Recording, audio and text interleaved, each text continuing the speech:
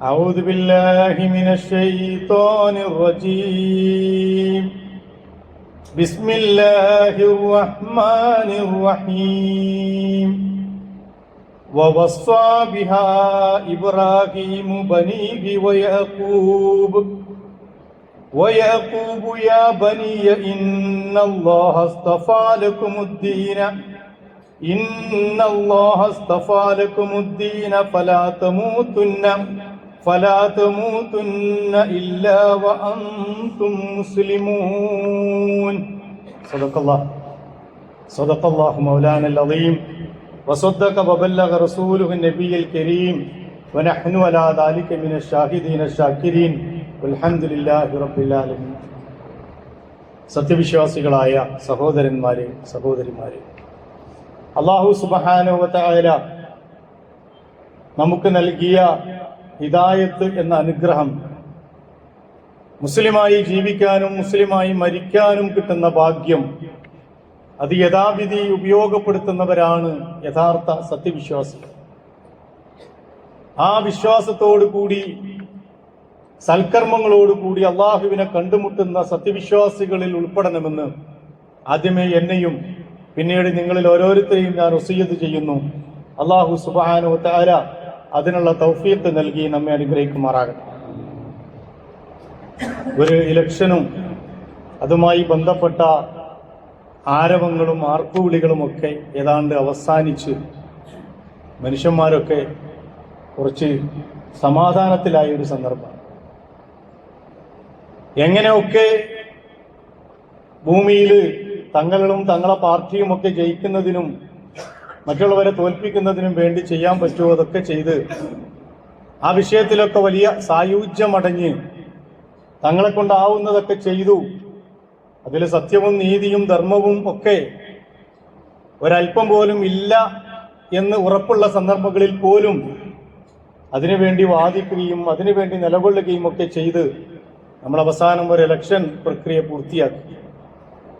ബാക്കി പത്രം എന്താണ് എന്നത് ഇൻഷാ അല്ലാഹ് നാളെ അറിയും.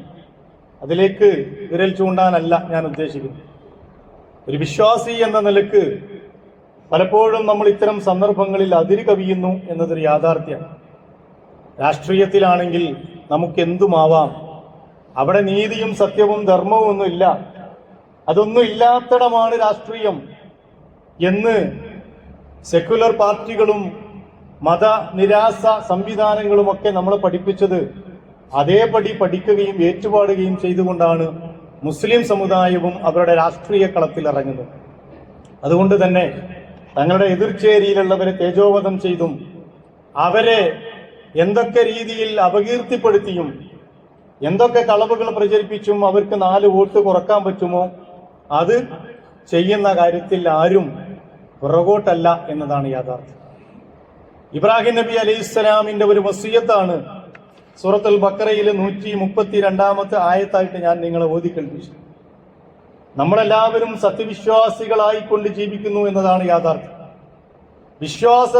അടങ്ങുന്ന വിശ്വാസികളായ കുടുംബത്തിൽ ജനിച്ചു എന്നത് മുസ്ലിമായി ജനിക്കാനും ആ മുസ്ലിമായി പിച്ചവെക്കാനും ഇസ്ലാമിന്റെ ശീലങ്ങളും പാഠങ്ങളും ചൊല്ലിപ്പടിച്ച് മുന്നോട്ടു പോകാനും ഒക്കെ കഴിഞ്ഞു എന്നത് അള്ളാഹു നമുക്ക് നൽകിയ വലിയ ഒരു അനുഗ്രഹമാണ്.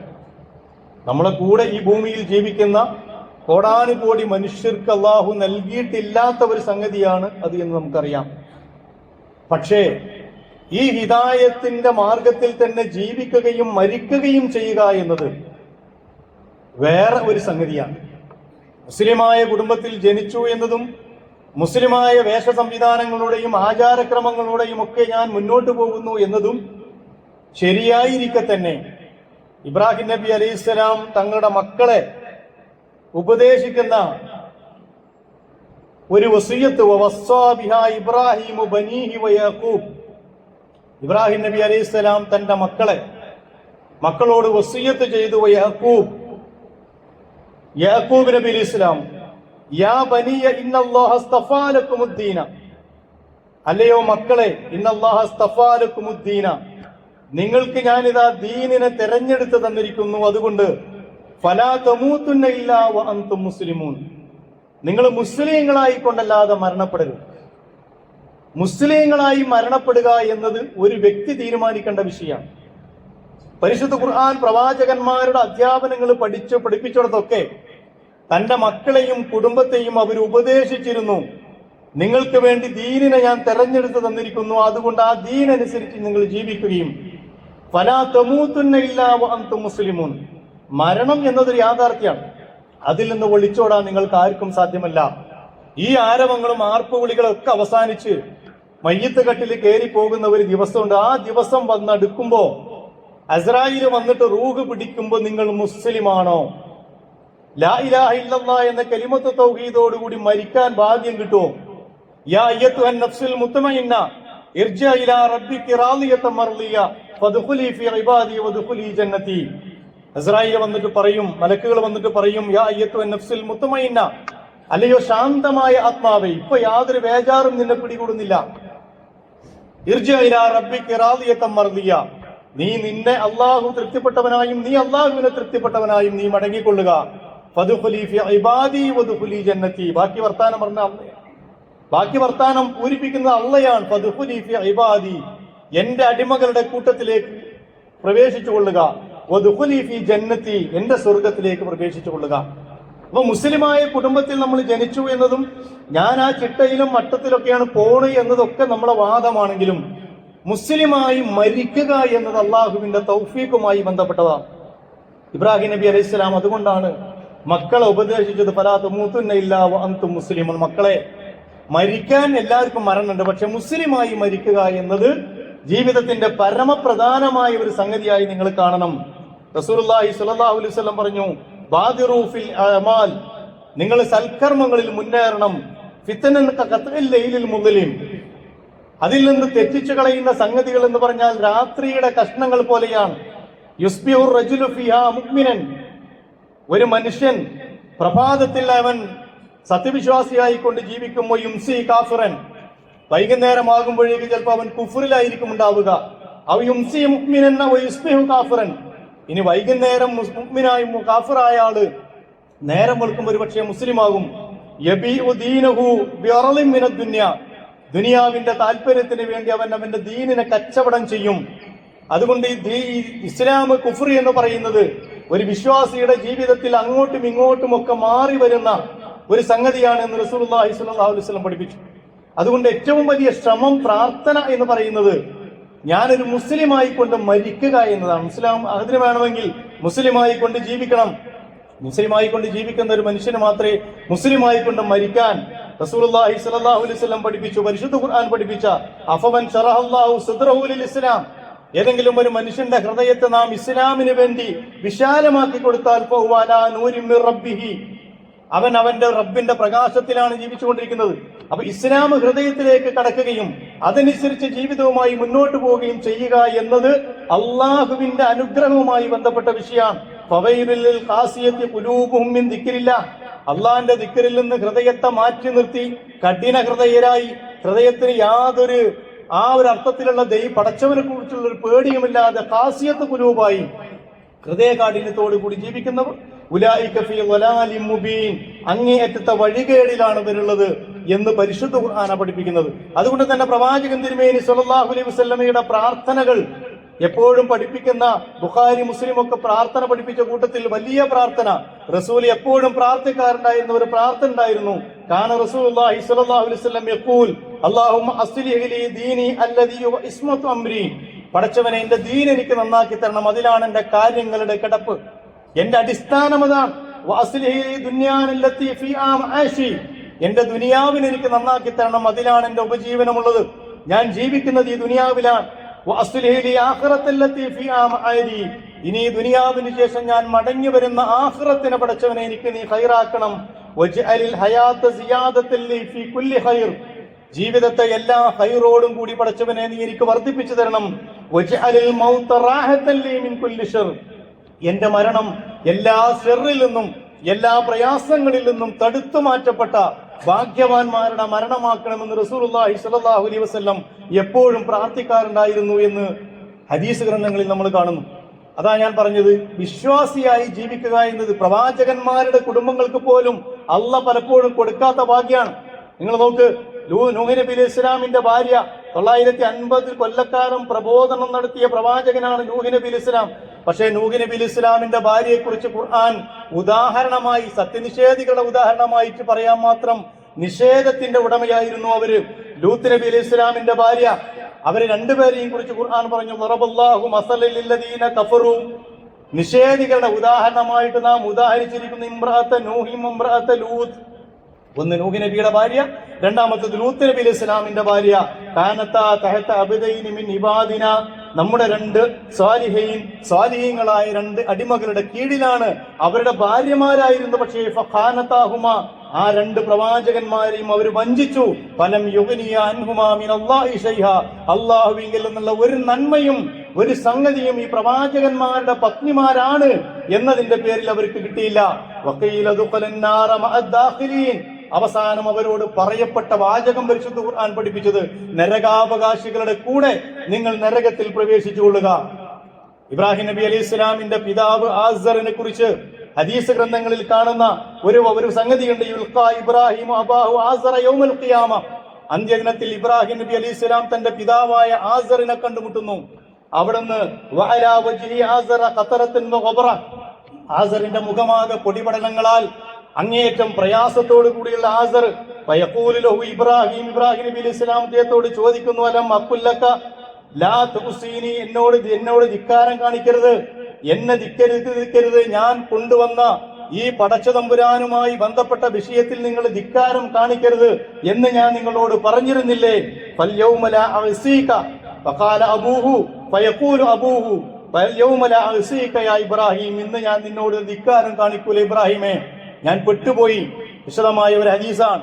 ഇബ്രാഹിം നബി അലൈഹി സ്വലാം അള്ളാഹുവിനോട് പറയുന്നു, പടച്ചവനെ, എന്നെ നീ അന്ത്യദിനത്തിൽ പറഞ്ഞിട്ടുണ്ടല്ലോ, ഇന്നക വഅദ്തനി അല്ലാ തുഖ്സിനി യൗമ യുബ്അസൂൻ, അന്ത്യദിനത്തിൽ പുനരുദ്ധാരണ ദിവസത്തിൽ നീ എന്നെ നിന്ദ്യന്മാരിൽ പെടുത്തുകയില്ല എന്ന് നീ എന്നോട് വാഗ്ദാനം ചെയ്തിട്ടുണ്ടല്ലോ പടച്ചവനെ. അതുകൊണ്ട് എനിക്ക് ഏറ്റവും വലിയ നിന്ദ്യത ഇന്ന് എന്റെ പിതാവിന്റെ വിഷയത്തിലാണ്. ആ പിതാവിനെ നീ നരകത്തിൽ നിന്ന് രക്ഷിക്കണമെന്ന് പറയുന്ന ഒരു സന്ദർഭം ഹദീസ് ഗ്രന്ഥങ്ങളിലുണ്ട്. അവിടെ അല്ലാഹു സുബ്ഹാനഹു വ തആല പറയുന്ന ഒരു വാചകമുണ്ട്, ഫയഖൂലുല്ലാഹു തആല ഇന്നി ഹറംതുൽ ജന്നത അലൽ കാഫിരീൻ, ഇബ്രാഹിമേ, നരകം നാം സത്യനിഷേധികൾക്ക് സ്വർഗം നാം ഹറാമാക്കിയിരിക്കുന്നു. ഇബ്രാഹിം നബി അലൈഹി സ്വലാം എന്നിട്ട് ഇബ്രാഹിം നബി അലൈഹി സ്വലാമിനോട് കാലിന്റെ താഴേക്ക് നോക്കാൻ പറയുന്നു. ഒരു പ്രത്യേകമായ ഉടുമ്പിന്റെ രൂപത്തിൽ ഇബ്രാഹിം നബി അലൈഹി സ്വലാമിന്റെ പിതാവിനെ കാണപ്പെടുകയും അദ്ദേഹത്തെ ആ രൂപത്തിൽ തന്നെ നരകത്തിലേക്ക് വലിച്ചെറിയുകയും ചെയ്യുന്ന ഒരു ചിത്രം ഹദീസ് ഗ്രന്ഥങ്ങളിൽ, ബുഖാരി റിപ്പോർട്ട് ചെയ്യുന്ന ഹദീസിൽ തന്നെ നമുക്ക് കാണാൻ കഴിയുന്നുണ്ട്. ഞാൻ പറയുന്നത്, എന്റെ പിതാവ് മഹാനാണ്, എന്റെ മാതാവ് ഉയർന്നതാണ്, അവരൊക്കെ ഇസ്ലാമികമായി ജീവിച്ചതാണ്, അവരൊക്കെ അങ്ങേയറ്റം ദീനിനു വേണ്ടി സമയം ചെലവഴിച്ചവരാണ് എന്നതൊന്നും എന്റെ മരണം ഇസ്ലാമികമാകാനുള്ള കാരണമല്ല. ഞാൻ മുസ്ലിമായി ജനിക്കാനുള്ള കാരണം അള്ളാഹുവിന്റെ തീരുമാനപ്രകാരം ഞാൻ ഒരു മുസ്ലിം കുടുംബത്തിൽ ജനിച്ചു. എന്റെ മാതാപിതാക്കൾ സജ്ജനങ്ങളായതുകൊണ്ട്, എന്റെ മാതാവും പിതാവും ഒക്കെ ദീനീ ഭക്തരായതുകൊണ്ട്, ദീനിനെ കുറിച്ച് അറിയുന്നത് കൊണ്ട് എന്നെ ആ രീതിയിൽ വളർത്താനുള്ള ശ്രമങ്ങൾ അവർ നടത്തി. പക്ഷേ എന്റെ ദീന്, എന്റെ മരണം ഇസ്ലാമായിട്ട്, മുസ്ലിമായിട്ട്, നിങ്ങൾ മുസ്ലിങ്ങളായി മരിക്കണം എന്ന് പറഞ്ഞെടുത്ത് എന്നെ ഞാൻ കൊണ്ടുചെന്ന് എത്തിച്ചാൽ മാത്രമേ അതെനിക്ക് സാധ്യമാവുള്ളൂ. അവിടെ പിതാവിനോ മാതാവിനോ ഒരു പങ്കുമില്ല വഹിക്കാനും നമ്മൾ എന്ന് പരിശുദ്ധ ഖുർആനാണ് പഠിപ്പിക്കുന്നത്. അതുകൊണ്ട് യാ അയ്യുഹല്ലദീന ആമനൂ ഇദ്ഖുലൂ ഫിസ്സിൽമി കാഫ, ജീവിതത്തിന്റെ ഏത് വഴിയിലൂടെ കടന്നുപോയാലും, എന്റെ രാഷ്ട്രീയത്തിലാണെങ്കിലും, എന്റെ വ്യക്തി ജീവിതത്തിലാണെങ്കിലും, എന്റെ കുടുംബ ജീവിതത്തിലാണെങ്കിലും, എന്റെ കച്ചവടത്തിലും, എന്റെ മറ്റു ജീവിതത്തിന്റെ സാമ്പത്തികമായ ഇടപാടുകളിലും ഏതിലും ഞാനൊരു മുസ്ലിമാണ് എന്ന് എനിക്ക് ഉറപ്പുവരുത്തുന്നത് ഞാൻ മുസ്ലിമായി മരിക്കാനുള്ള ന്യായങ്ങളിൽ ഒന്നാണ്. അല്ലെങ്കിൽ ഞാൻ മുസ്ലിമായി മരിക്കണമെങ്കിൽ എന്റെ ജീവിതം അല്ലാഹുവിന് കൊടുക്കണം. ഇന്ന സ്വലാത്തി വനുസുക്കി വമഹ്യായ വമമാതി, എന്റെ ജീവിതവും എന്റെ മരണവും എന്റെ നമസ്കാരവും എന്റെ മറ്റാരാധനകളും അല്ലാഹ്ക്കാണ് എന്ന് 17 തവണ കൈകെട്ടി നിന്നുകൊണ്ട് നമ്മൾ അല്ലാഹുവിനോട് പറയുന്നവരാണ്. അതുമായി ജീവിതത്തെ ബന്ധപ്പെടുത്താൻ നമുക്ക് കഴിയണം. അവിടെ എന്റെ രാഷ്ട്രീയം എന്ന് പറയുന്നത് അത് കുറെ നുണകളുടെ ഒരു കൂമ്പാരമാണ്. ഇപ്പുറത്ത് മറ്റു പാർട്ടിക്കാരെ എങ്ങനെ തകർക്കണമെന്നത് എന്റെ രാഷ്ട്രീയ തന്ത്രജ്ഞതയുടെ ഭാഗമാണ്. അവിടെ ദീനിനൊന്നുമില്ല. എന്റെ കച്ചവടത്തിൽ എന്തൊക്കെ നെറുകേടുകൾ ഞാൻ കാണിക്കണം, എങ്ങനെ ലാഭം ഇരട്ടിപ്പിക്കണമെന്നത് എന്റെ സാമ്പത്തികമായ എന്റെ ആസൂത്രണവുമായി ബന്ധപ്പെട്ടതാണ്. അവിടെ ദീനിന് പ്രത്യേകിച്ചൊരു ഒന്നും പറയാനില്ല. എന്റെ സ്വത്ത്, എന്റെ സംവിധാനം, എന്റേതെന്ന് ഞാൻ അവകാശപ്പെടുന്നതൊക്കെ ഞാൻ ആ രീതിയിലാണ് കൈകാര്യം ചെയ്യുന്നതെങ്കിൽ അള്ളാഹുവിന്റെ മാർഗത്തിൽ നമ്മൾ മനസ്സിലാക്കണം, മുസ്ലിമായി ജീവിക്കാനോ മുസ്ലിമായി മരിക്കാനോ ഉള്ള ഒരു സന്ദർഭം നമുക്ക് ഉണ്ടാവുകയില്ല എന്ന് മനസ്സിലാക്കണം. അതുകൊണ്ട് മുസ്ലിമായി ജീവിതത്തിലൂടെ ഇസ്ലാമികമായ ഒരു മരണം, പരിശുദ്ധ ഖുർആൻ സൂറത്തുൽ ഹജ്ജിൽ പഠിപ്പിച്ച് ചില മനുഷ്യന്മാരുണ്ട്, അവർ ദീനിന്റെ ഓരത്ത് ജീവിക്കുന്നവരാണ്. വല്ലാത്തൊരു വാചകാണ്. ദീനിലേക്ക് പൂർണ്ണമായി അങ്ങോട്ട് കയറി നിൽക്കൂല, ഞാനുണ്ട് ഈ കൂട്ടത്തിൽ എന്ന് പറഞ്ഞ് ഓരത്ത് നിൽക്കുന്നവരാണ്. അവർക്ക് എന്തെങ്കിലുമൊക്കെ ഗുണകരമായ സംഗതികൾ, അവർക്ക് പ്രയോജനകരമായ സംഗതി വന്നാൽ അവരതിൽ ശാന്തമായി സ്വസ്ഥമായി ജീവിക്കും. അങ്ങനെ ഞാനും ഈ ഇസ്ലാമിന്റെ ഭാഗമാണ് എന്ന് പറഞ്ഞ് ജീവിക്കും. ഇനി അവനൊരു പരീക്ഷണം വന്നാൽ, ഒരു പ്രയാസം വന്നാൽ, ദീനും അവന്റെ ഭൗതികതയും തമ്മിൽ ഏറ്റുമുട്ടൽ വന്നാൽ അവിടെ അവൻ ചെയ്യുന്നത് എന്താ? അവൻ തിരിഞ്ഞു കളയും. അവിടെ ദീനൊന്നും അവിടെ അവന് പ്രശ്നമില്ല, അവിടെ ദുനിയാവിൽ അവന് വിജയിക്കണം. അവരെ കുറിച്ച് ഖുർആൻ പറയുന്നത് ദുനിയാവും ആഖിറവും നഷ്ടപ്പെട്ടവരാണത്. അതാണ് കേട്ടോ യഥാർത്ഥത്തിലുള്ള നഷ്ടമെന്ന് പരിശുദ്ധ ഖുർആൻ നമ്മളെ പഠിപ്പിക്കുന്നു. അതുകൊണ്ട് പ്രവാചകൻ സല്ലല്ലാഹു അലൈഹി വസല്ലമയുടെ പ്രാർത്ഥനകളിൽ, നേരത്തെ പറഞ്ഞ പ്രാർത്ഥനയുടെ കൂടെ റസൂൽ എപ്പോഴും പ്രാർത്ഥിക്കാനുള്ള ഒരു പ്രാർത്ഥനയുണ്ട്. കാരണം റസൂലുള്ളാഹി സ്വല്ലല്ലാഹു അലൈഹി വസല്ലം യുക്സിറു അൻ യഖൂല, റസൂൽ ഏറ്റവും കൂടുതൽ പറയാറുണ്ടായിരുന്നു, യാ മുഖല്ലിബൽ ഖുലൂബ് സബ്ബിത് ഖൽബി അലാ ദീനിക, പടച്ചവനെ എന്റെ ഹൃദയത്തെ നിന്റെ ദീനുമായി നീ ബന്ധിപ്പിച്ചു നിർത്തണം. ഫഖുൽതു, അനസ് റളിയല്ലാഹു അൻഹു റിപ്പോർട്ട് ചെയ്യുന്ന ഒരു ഹദീസാണത്. അദ്ദേഹം റസൂലിനോട് ചോദിക്കുകയാണ്, യാ റസൂലല്ലാഹ് ആമന്നാ ബിക വബിമാ ജിഅത ബിഹി, റസൂലെ ഞങ്ങളെല്ലാവരും താങ്കളിൽ വിശ്വസിച്ചിരിക്കുന്നു, താങ്കൾ കൊണ്ടുവന്ന ദീനിലും ഞങ്ങൾ വിശ്വസിച്ചിരിക്കുന്നു. ഫഹൽ തഖാഫു അലൈനാ, പിന്നെന്തിനാണ് റസൂലെ ഞങ്ങളെ കാര്യത്തിൽ നിങ്ങൾ ഇത്രമേൽ പേടിക്കുന്നത് എന്ന് റസൂലിനോട് അനസ് റളിയല്ലാഹു അൻഹു ചോദിക്കുമ്പോൾ ഖാല, റസൂൽ പറഞ്ഞു, നഅം, പേടിക്കണം മനസ്സേ, ഇന്നൽ ഖുലൂബ ബൈന ഉസ്ബുഐനി മിൻ അസാബില്ല, അല്ലാഹുവിന്റെ ഈ വിരലുകൾക്കിടയിലുള്ള ഒരു സംഗതി പോലെയാണ്, രണ്ട് വിരലുകൾക്കിടയിലുള്ള ഒരു സംഗതി പോലെയാണ് ഹൃദയം എന്ന് പറയുന്നത്. യുഖല്ലിബുഹാ കൈഫ യശാ, അതെങ്ങോട്ട് വേണമെങ്കിലും മാറാം, അങ്ങോട്ട് മാറാം, ഇങ്ങോട്ട് മാറാം. എന്റെ ഹൃദയം എന്ന് പറയുന്നത് എപ്പോഴും ചാഞ്ചാടിക്കൊണ്ടിരിക്കുന്നതാണ്. ആ ചാഞ്ചാട്ടത്തിൽ അള്ളാഹുവിന്റെ ദീനിൽ എന്റെ ഹൃദയത്തെ എനിക്ക് ഉറപ്പിച്ചു നിർത്താൻ കഴിയുന്നില്ലെങ്കിൽ അത് വല്ലാത്തൊരു പ്രയാസമാണ് അനസേ. അതുകൊണ്ട് പ്രാർത്ഥിക്കണം, അല്ലാഹുമ്മ സബ്ബിത് ഖൽബി അലാ ദീനിക, പടച്ചവനെ ഏത് ജീവിത സാഹചര്യങ്ങളിലൂടെ പോയാലും എന്റെ ഹൃദയത്തെ നിന്റെ ദീനിന്റെ മാർഗത്തിൽ ഉറപ്പിച്ചു നിർത്തണം. അതിന്റെ പേരിൽ എന്ത് നഷ്ടമെനിക്ക് വന്നാലും ആ നഷ്ടം ഞാൻ സഹിക്കാൻ തയ്യാറാണ് എന്ന് ഓരോ വിശ്വാസിയും തന്റെ ഹൃദയത്തോട് പറഞ്ഞുകൊണ്ടിരിക്കണം എന്നാണ് പ്രവാചകൻ തിരുമേനി സ്വല്ലല്ലാഹു അലൈഹി വസല്ലം പഠിപ്പിക്കുന്നത്. വിശ്വാസികളെ പ്രാർത്ഥന പഠിപ്പിച്ചെടുത്ത് ഖുർആൻ പറഞ്ഞു, റബ്ബനാ ലാ തുസിഗ് ഖുലൂബനാ ബഅദ ഇദ് ഹദൈതനാ, പടച്ചവനെ ഞങ്ങളെ ഹൃദയത്തെ നീ ചാഞ്ചാട്ടമുള്ളതാക്കരുത്, ഹൃദയത്തെ നീ തെറ്റിച്ചു കളയരുത്. ഹിദായത്ത് ഞങ്ങൾക്ക് കിട്ടിയതിനു ശേഷം, ഹിദായത്ത് കിട്ടിയ മനുഷ്യനും വലാലത്തിന്റെ മരണം സംഭവിക്കാം, ഹിദായത്തിലൂടെ ജീവിച്ചു കൊണ്ടിരിക്കുന്ന മനുഷ്യനും വലാലത്തിന്റെ മരണം സംഭവിക്കാം. പ്രവാചകൻ തിരുമേനി സല്ലല്ലാഹു അലൈഹി വസല്ലമയുടെ മുമ്പിൽ നിന്ന് ഇസ്ലാം ചൊല്ലിപ്പടിച്ച ഒരു സഹാബിയുടെ കഥ ഹദീസ് ഗ്രന്ഥങ്ങൾ പഠിപ്പിക്കുന്നുണ്ട്. അദ്ദേഹം പ്രവാചകന്റെ കൂടെ ഒരു യുദ്ധത്തിൽ പങ്കെടുത്തുകൊണ്ടിരിക്കുകയാണ്. ഘോരഘോരം യുദ്ധം ചെയ്യുന്ന ആ സ്വഹാബി മറ്റു സ്വഹാബിമാര് നോക്കിക്കൊണ്ട് പറഞ്ഞു, എന്തൊരു അനുഭൂതിദായകമായ സന്ദർഭമാണത്. ആ സ്വഹാബിയെ നോക്കൂ റസൂലെ, എന്തുമാത്രം ആവേശത്തോടു കൂടിയാണ് അദ്ദേഹം ശത്രുക്കൾക്കെതിരെ പൊരുതിക്കൊണ്ടിരിക്കുന്നത്. മരണം അദ്ദേഹത്തിന് ഒരു വിഷയമല്ലല്ലോ, അള്ളാഹുവിന്റെ മാർഗത്തിൽ യുദ്ധം ചെയ്തുകൊണ്ടിരിക്കുകയാണല്ലോ ആ സ്വഹാബി.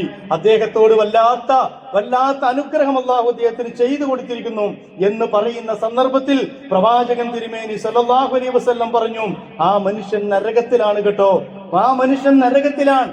എന്നിട്ട് അള്ളാഹുവിന്റെ പ്രവാചകനോട് സഹാബത്ത് തിരിച്ചോദിക്കുകയാണ്, റസൂലെ അതെങ്ങനെ സംഭവിക്കാനാണ്?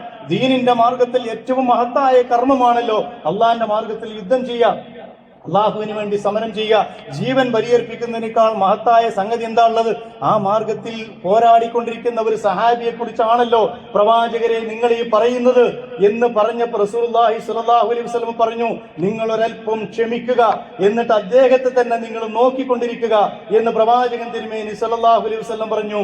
എന്നിട്ട് കുറച്ചു കഴിഞ്ഞപ്പോ ഈ സ്വഹാബത്ത് അദ്ദേഹത്തെ നോക്കിക്കൊണ്ടിരിക്കെ തന്നെ യുദ്ധക്കളത്തിൽ വെച്ച് മാരകമായ മുറിവുകൾ ആ സ്വഹാബിക്ക് പറ്റുകയും ആ മുറിവ് മുറിവുകളുടെ വേദന കാരണം അങ്ങേയറ്റം പ്രയാസത്തോടു കൂടി നിൽക്കുകയും തന്റെ വാള് ആ മണലിൽ കുത്തിയിറക്കിക്കൊണ്ട് അതിൽ ചാടിക്കൊണ്ട് അദ്ദേഹം ആത്മഹത്യ ചെയ്യുകയും ചെയ്യുന്ന ഒരു സന്ദർഭം ഇതേ സഹാബത്ത് തന്നെ കാണുകയാണ്. അവർ തിരിച്ചു വന്നിട്ട് അള്ളാഹുവിന്റെ റസൂലിനോട് പറയാണ്, റസൂലെ, ഞങ്ങൾക്ക് മനസ്സിലായി താങ്കൾ അള്ളാഹുവിന്റെ ദൂതൻ തന്നെയാണ് എന്ന് ഒരിക്കൽ കൂടി ഞങ്ങൾക്ക് ദൃഢബോധം വരികയാണ്. കാരണം താങ്കൾ പറഞ്ഞത് സംഭവിച്ചിരിക്കുന്നു. ആലോചിച്ച് നോക്ക്, റസൂലുള്ളാഹി സ്വല്ലല്ലാഹു അലൈഹി വസല്ലമ പറഞ്ഞു, ഇന്ന റജുല ലയഅമലു അമല അഹ്ലിൽ ജന്ന, സ്വർഗ്ഗത്തിന് വേണ്ടിയുള്ള പ്രവർത്തനങ്ങൾ ഒരു മനുഷ്യൻ പ്രവർത്തിക്കും. ഫീമാ യബ്ദൂലിന്നാ, ജനങ്ങൾ കണ്ടുകൊണ്ടിരിക്കെ അയാൾ നല്ല നല്ല നന്മകളാ ചെയ്യുന്നത്. നമ്മളെങ്ങനെ അടയാളപ്പെടുത്തും, അല്ലെങ്കിൽ പറയും, ഓ എന്ത് പിടിച്ച മനുഷ്യനാ, അയാൾ സ്വർഗത്തിൽ തന്നെയാണ് കേട്ടോ, അയാളെപ്പോലെ ഒരു മനുഷ്യനില്ല. റസൂല് പറയാണ്, വഹുവ മിൻ അഹ്ലിന്നാർ, പക്ഷെ അയാൾ പോണത് നരകത്തിലേക്കാണ്. വഇന്ന റജുല ലയഅമലു അഹ്ലിന്നാർ, മറ്റൊരു മനുഷ്യനാകട്ടെ നരകത്തിന്റെ, നമ്മൾ കണ്ടാൽ അയാളെപ്പോലെ മോശപ്പെട്ട മനുഷ്യനില്ല, അയാൾ നരകത്തിന് വേണ്ടിയുള്ള പ്രവർത്തനങ്ങൾ ചെയ്യും. ഫീമാ യബ്ദൂലിന്നാ, ജനങ്ങൾ കാണുമ്പോഴൊക്കെ വഹു മിൻ അഹ്ലിൽ ജന്ന, പക്ഷെ അയാൾ സ്വർഗത്തിലായിരിക്കും. അയാളും അയാളുടെ റബ്ബുമായി ബന്ധപ്പെട്ട വിഷയത്തിൽ വേണ്ടത് അയാൾ പൂർത്തീകരിച്ചിട്ടുണ്ടാകും എന്ന് റസൂലുള്ളാഹി സ്വല്ലല്ലാഹു അലൈഹി വസല്ലം പഠിപ്പിച്ചു. ഞാൻ പറയുന്നത് ആ അർത്ഥത്തിൽ അള്ളാഹുവിന്റെ റസൂലിന്റെ മുന്നിൽ നിന്ന് ഇൽമു പഠിച്ച ആളുകൾ പോലും, റജ്ജാൽ എന്ന് പറയുന്ന ഒരു സഹാബി ഉണ്ടായിരുന്നു, പ്രവാചകന്റെ മദീന പള്ളിയില് മുന്നിലെ സഫിൽ തന്നെ അള്ളാഹിന്റെ റസൂലിന്റെ മുമ്പിൽ നിന്ന്, അള്ളാഹിന്റെ റസൂലിന്റെ വായിൽ നിന്ന് ഇസ്ലാം പഠിച്ച ഒരു മനുഷ്യൻ. റസൂൽ സല്ലല്ലാഹു അലൈഹി വസല്ലമയുടെ മരണത്തിന് ശേഷം മുസൈലിമത്തുൽ കദ്ദാബ് എന്ന് പറയുന്ന യമാമ ആസ്ഥാനമാക്കിയുള്ള കള്ളപ്രവാചകൻ രംഗപ്രവേശം ചെയ്തു.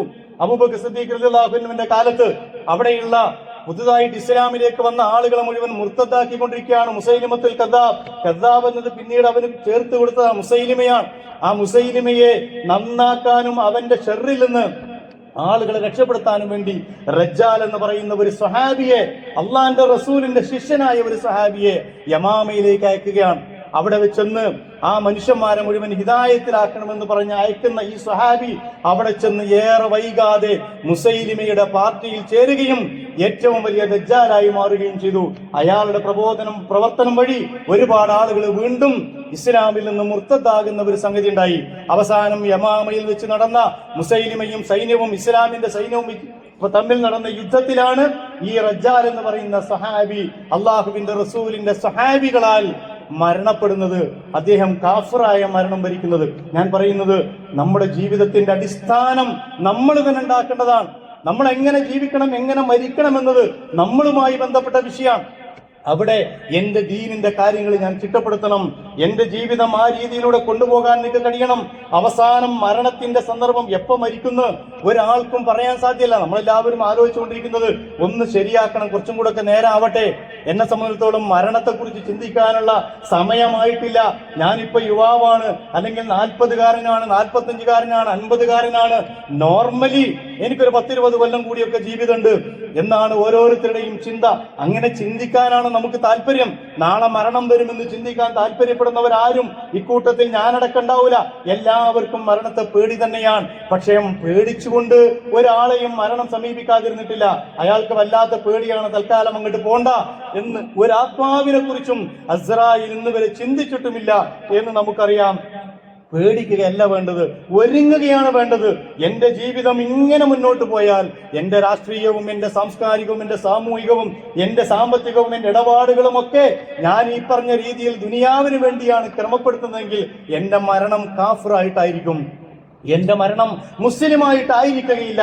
ആ ഒരു മരണത്തെയാണ് ഞാൻ സ്വീകരിക്കുന്നതെങ്കിൽ നമ്മളൊന്ന് ആലോചിക്കേണ്ടതിന് അവിടുന്ന് അങ്ങോട്ടൊരു യാത്രയല്ലേ, അതൊരു തുടക്കം മാത്രമാണ്. ആ കാഫിറായ മരണത്തോടു കൂടി, മുസ്ലിമായിട്ടല്ലാത്ത മരണത്തോടു കൂടി ഞാൻ അള്ളാഹുവിന്റെ അടുക്കലേക്ക് തിരിച്ചു പോവുകയാണ്. ആ പോകുന്ന പാതയോരങ്ങളിലൊക്കെ, ആ പോകുന്ന വഴികളിലൊക്കെ ബർസഖിയായ ജീവിതം മുതൽ മഹ്ശറ മുതൽ അനന്തമായ ആ ഹുൽദായ ശാശ്വതമായ ജീവിതത്തിൽ മുഴുവൻ ഞാൻ ആ ഒരു അവസ്ഥയിൽ തന്നെയാണ് ജീവിക്കേണ്ടി വരിക.